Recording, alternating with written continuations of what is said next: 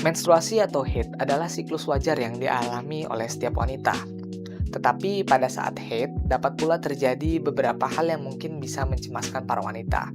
Beberapa gangguan atau perubahan dari keadaan haid yang terjadi pada saat menstruasi biasanya menandakan suatu penyakit tertentu apabila tidak disikapi dengan tepat. Maka dari itu, penting bagi para wanita untuk memahami berbagai gangguan haid sehingga bisa mengantisipasi terhadap kondisi kesehatan yang tidak diinginkan. Di video ini, kita akan membahas berbagai kelainan menstruasi yang biasa terjadi pada wanita, serta penyebab-penyebab yang mendasarinya yang perlu diwaspadai.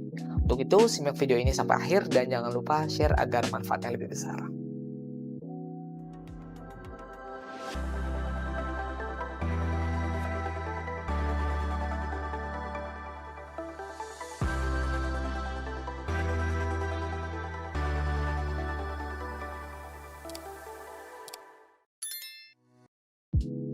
Kelainan pada siklus menstruasi bisa terjadi di beberapa aspek, sehingga penting untuk setiap wanita mengetahui patokan-patokan yang perlu diwaspadai. Siklus menstruasi yang normal berada pada range antara 21 hingga 35 hari, dengan lama durasi menstruasi ini sekitar 4-7 hari. Tetapi terkadang siklus menstruasi ini bisa terganggu.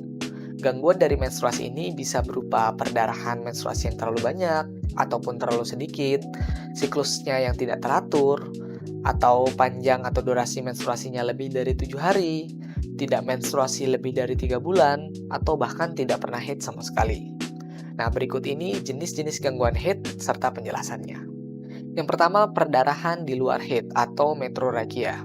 Perdarahan ini dapat disebabkan oleh keadaan yang bersifat hormonal atau kelainan anatomis.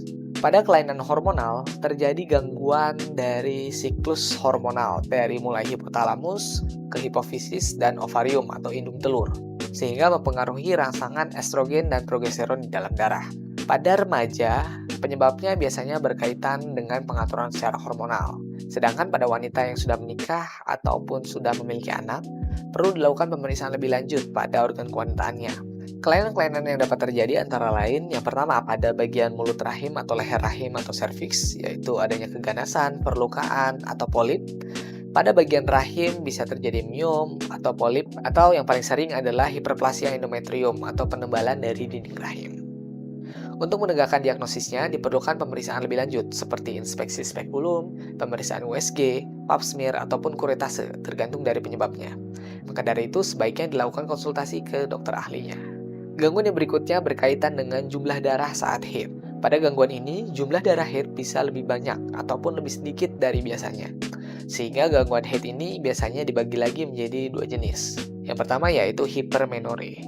Hipermenore atau menorragia adalah bentuk gangguan siklus haid yang tetap teratur, tetapi jumlah atau darah yang dikeluarkannya ini cukup banyak. Biasanya terlihat atau terukur dari jumlah pembalut yang dipakai dan juga gumpulan darahnya. Penyebab-penyebab menorragia yang paling umum antara lain adalah adanya myoma uteri atau adanya massa di dalam rahim, polip endometrium, ataupun hiperplasia endometrium atau penebalan dari dinding rahim. Diagnosa dari kelainan ini harus dipastikan dengan pemeriksaan lebih lanjut seperti USG ataupun pemeriksaan terhadap hasil kuretase. Lalu yang sebaliknya adalah yang terlalu sedikit atau hipomenore. Pada kelainan ini, siklus menstruasi tetap teratur, sesuai dengan jadwal seharusnya, tetapi jumlahnya yang sedikit. Penyebab-penyebab yang mungkin terjadi adalah gangguan hormonal, kondisi wanita kekurangan gizi, ataupun penggunaan KB hormonal, dan juga wanita-wanita dengan gangguan penyakit yang lain seperti gangguan penyakit tiroid ataupun terkait dengan siklus hormonalnya. Yang berikutnya adalah kelainan atau gangguan di siklus menstruasinya. Untuk kelainan ini berkaitan dengan siklus datangnya menstruasi. Jadi pada wanita ada siklusnya ya, jadi kapan menstruasi itu datang adalah mengikuti siklus tersebut. Cara menghitungnya adalah jumlah hari dari mulai menstruasi pertama hingga ke menstruasi berikutnya. Normalnya seseorang akan mengalami siklus yang teratur dengan jangka waktu yang normal dan juga dia selalu berulang ya, yaitu tidak kurang dari 21 hari atau tidak lebih dari 35 hari. Apabila siklus menstruasi Anda masih di dalam range tersebut, maka tidak perlu khawatir. Tetapi apabila di luar dari itu, maka perlu diwaspadai karena merupakan suatu kelainan. Yang pertama adalah adanya polymenore, yaitu menstruasi yang lebih sering, di mana siklusnya itu sangat pendek. Lalu ada yang disebut dengan oligomenore, yaitu siklus menstruasinya itu melebihi 35 hari. Jadi siklusnya sangat panjang sehingga menstruasinya menjadi lebih jarang. Atau bahkan amenore, atau keterlambatan atau tidak terjadinya menstruasi selama lebih dari 3 bulan berturut-turut.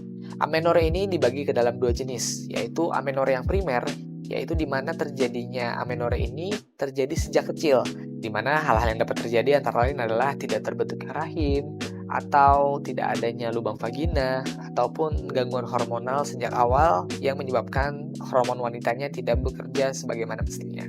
Sedangkan yang berikutnya adalah amenore sekunder, yaitu kondisi di mana seseorang sudah mengalami menstruasi tetapi berhenti lebih dari 3 bulan. Kemungkinan penyebabnya antara lain adalah gangguan gizi dan metabolisme, hormonal, ataupun terdapat tumor pada alat kelamin, ataupun adanya penyakit kronis yang dapat membebani metabolismenya, seperti HIV, TBC, kanker, dan lain sebagainya.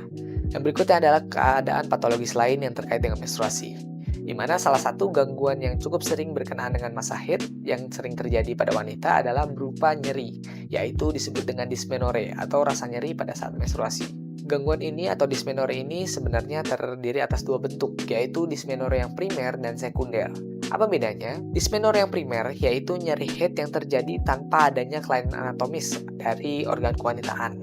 Sementara dysmenorrhea yang sekunder ini adalah yang harus kita waspadai, yaitu nyeri haid yang berhubungan dengan kelainan anatomis yang jelas.